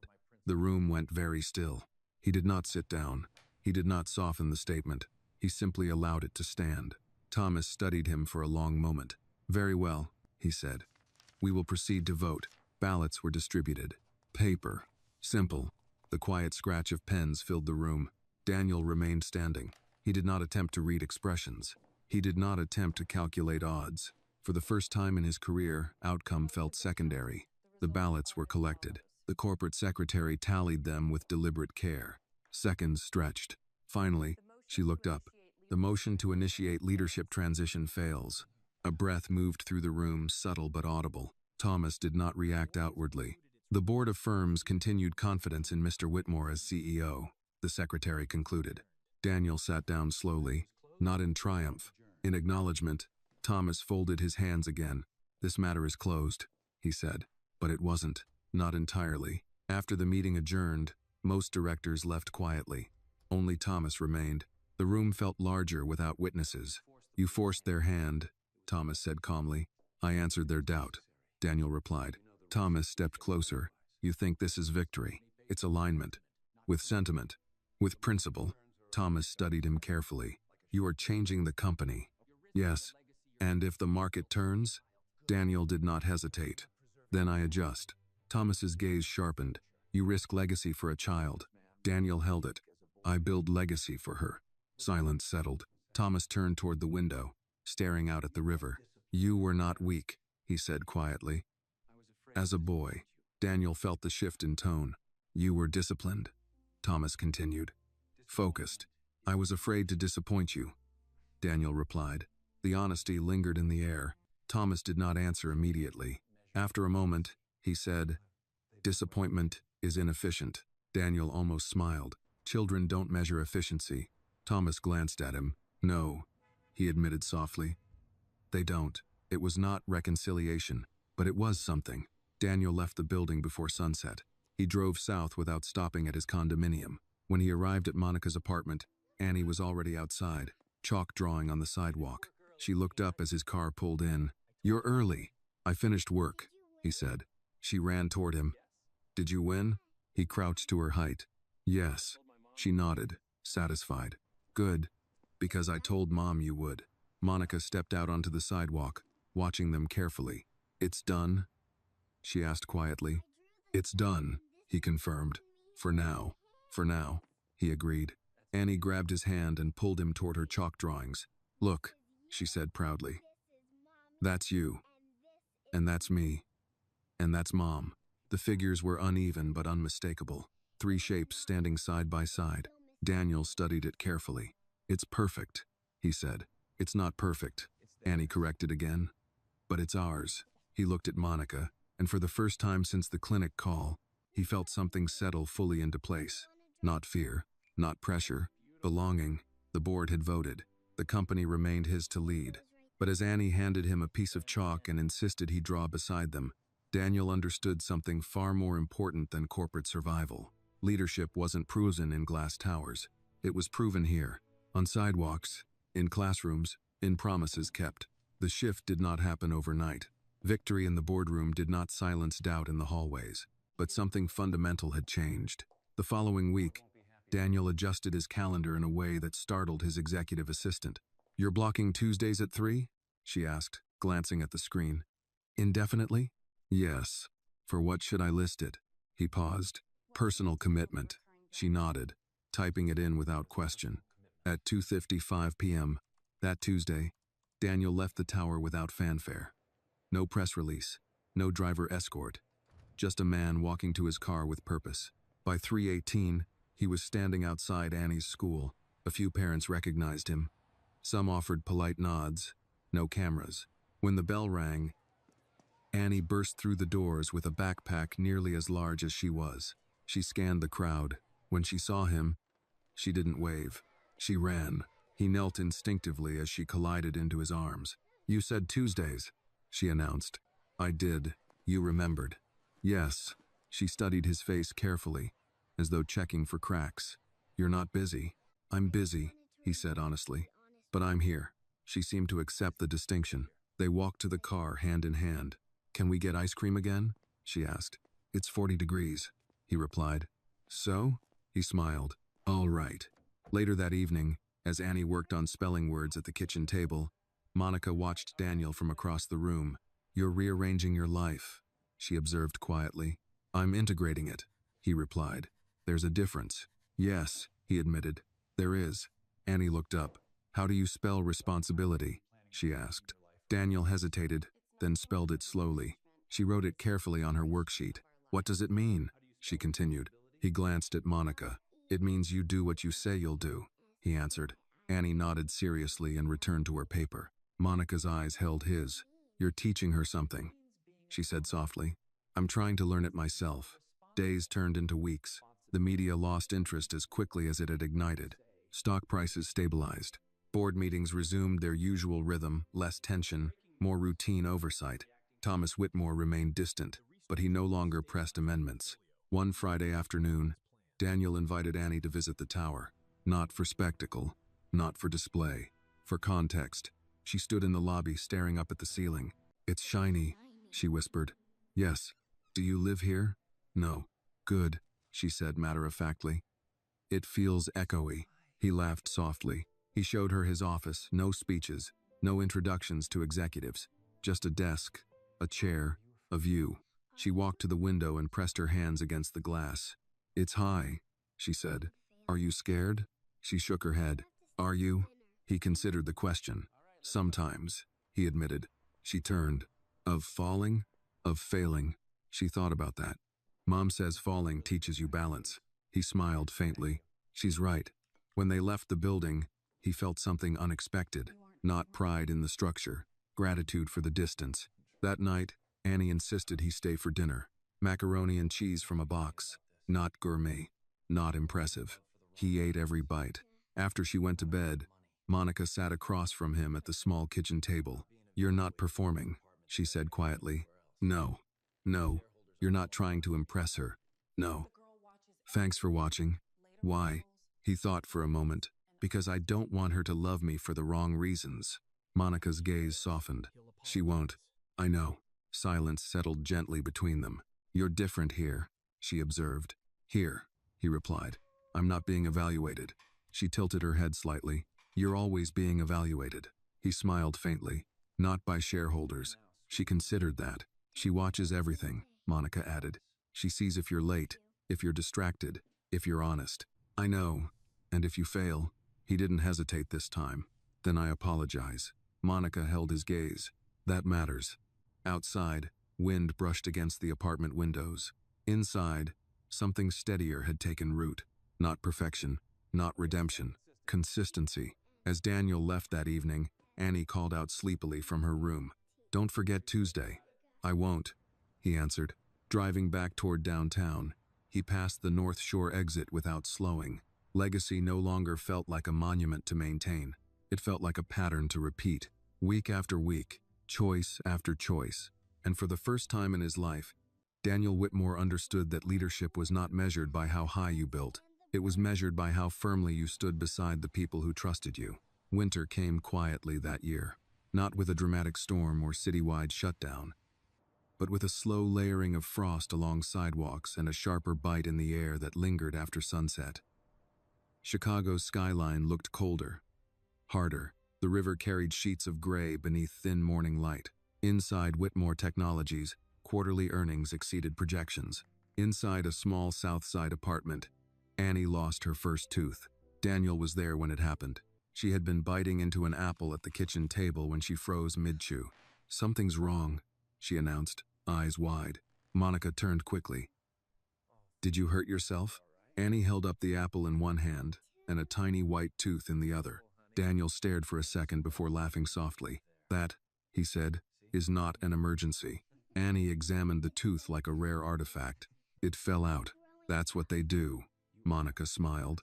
Annie looked up at Daniel. Does that mean I'm growing? Yes. Fast? Faster than I'm ready for, he admitted. She grinned. That night, Daniel helped tuck the tiny tooth into a folded tissue beneath her pillow. She insisted he double-check the placement. Will the tooth fairy know? She whispered. I suspect she has excellent navigation skills, he replied. Annie nodded, reassured. After she fell asleep, Daniel lingered in the hallway. You don't have to stay, Monica said quietly from the kitchen. I want to. She studied him for a moment. You've been here more than your condo lately. I noticed. And it doesn't feel temporary. The words hung in the air. Monica leaned against the counter. You're aware this isn't just about Annie anymore. He met her gaze steadily. I am. Outside, snow began to fall light, deliberate flakes drifting past the window. Inside, The apartment felt warmer than it ever had. The next morning, Annie woke up shrieking with delight. "There's money." Daniel pretended surprise. "Really? The tooth fairy must be generous." Annie ran to him, holding up the crisp bill like proof of magic. "You were right. I try to be." Later that day, Daniel attended another board meeting. The tone had shifted. Revenue was strong. Public perception had stabilized. Investors no longer asked about scandal. They asked about growth. Thomas remained composed, but something had softened at the edges. After the meeting, Thomas lingered. "I read an article," he said without looking directly at Daniel. "Which one?" "About your Tuesday afternoons." Daniel raised an eyebrow slightly. "Parents notice," Thomas continued. "So do employees. And," Thomas paused, "they seem supportive." Daniel nodded. "People respond to authenticity," he said. Thomas studied him. "You're changing the culture." "Yes." "Do you intend to?" "Yes." Silence stretched between them. "You never asked me to attend school events," Thomas said quietly. Daniel felt the shift immediately. "I didn't think you would." Thomas's jaw tightened slightly, not in anger, but reflection. "You might have been wrong." Daniel held his gaze. Maybe. It was not reconciliation, but it was acknowledgement. That evening, Daniel arrived at Monica's apartment with a small tree strapped awkwardly to the roof of his car. Annie burst through the door before he finished untying it. "A Christmas tree." "It seemed appropriate," he said. Monica folded her arms but smiled despite herself. "You don't even celebrate much," she teased. "I'm learning." They carried the tree upstairs together, needles scattering lightly across the hallway. Annie insisted on placing every ornament herself. "This one is you," she declared, hanging a simple silver ball near the top. "And this is Mom. And you?" She paused thoughtfully. "I'm the star." Daniel laughed. "That seems accurate." As they stepped back to admire the crooked, imperfect tree, snow continued falling outside, softening the city into something quieter. Annie slipped her hand into his again. "Are you staying for Christmas?" she asked. "Yes." "For real?" "For real." She nodded solemnly. "Good." Later, after Annie fell asleep beneath the glow of the small tree lights, Daniel stood beside Monica in the dim living room. "This feels different," she said quietly. "It is. You're not visiting anymore." "No. You're choosing." "Yes." Monica studied him carefully. "Your father, he'll adjust. And if he doesn't," Daniel looked at the soft lights reflecting in the window, "then I will." Snow gathered along the sill. For years, Daniel had believed legacy meant expansion, new towers, new markets, new dominance. Now he understood something else. Legacy was smaller, quieter, built in Tuesday afternoons, missing teeth, chalk drawings, and promises kept in winter. He glanced toward Annie's bedroom door. "Broken things can be fixed," he murmured softly. Monica heard him. "Yes," she said, "if someone stays." And this time, he wasn't leaving. Christmas morning arrived without spectacle. No reporters, no headlines, no board alerts flashing across Daniel's phone. Just snow. Soft, steady, covering the south side streets in quiet white. The city felt gentler under it, less sharp. Daniel woke on Monica's couch before sunrise. He lay still for a moment, listening. The hum of the heater, the faint ticking of the kitchen clock. Then footsteps. Soft, quick. Annie appeared in the doorway, hair tangled from sleep, eyes bright. "Is it morning?" He smiled. "It's morning." She gasped when she saw him already awake. "You didn't leave?" "No." She ran to the small tree in the corner of the living room. The lights were still glowing faintly from the night before. There weren't many presents. A few wrapped boxes, a stuffed astronaut, a book about planets, a small jewelry box Monica had picked out weeks earlier. Annie knelt on the rug, reverent. "Can I open them now?" Daniel glanced toward the hallway. "Let's wait for your mom." Monica appeared moments later, tying the belt of her robe. "You're both impossible," she said softly. They sat together on the floor. Paper tore. Laughter filled the apartment. When Annie opened the astronaut doll, she held it up triumphantly. "He's going to the moon," she declared. Daniel felt his throat tighten slightly. "You always aim high," he said. She opened the small jewelry box last. Inside was a delicate silver necklace, 2 tiny stones set side by side. One blue, one brown. Annie looked at it, confused at first. Monica glanced at Daniel. "It's for you," he said quietly. Annie examined the stones. They look like my eyes. They do. She looked up at him. So I don't forget.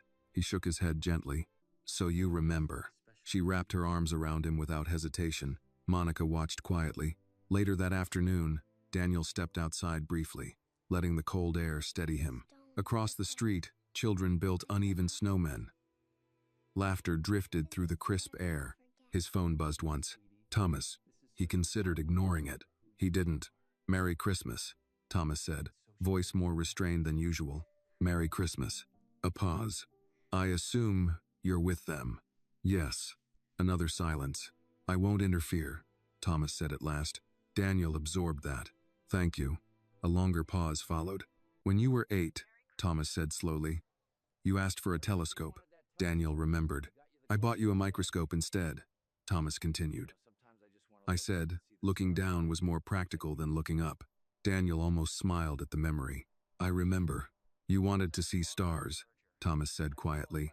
Yes. Snow fell softly around him. I may have miscalculated, Thomas added. The admission was small, but it mattered. We all do.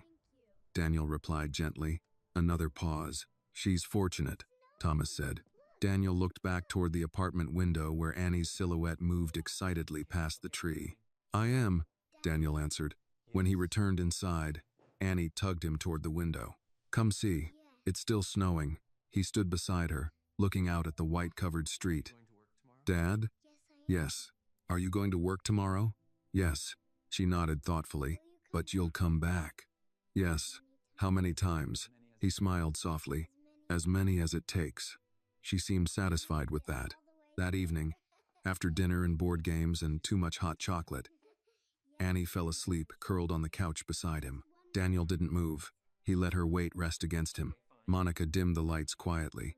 You don't have to stay on the couch, she whispered. I'm fine. She studied him for a long moment. You could move in, she said finally. The words weren't dramatic. They weren't urgent. They were simple. Daniel looked down at Annie's small hand curled against his sleeve.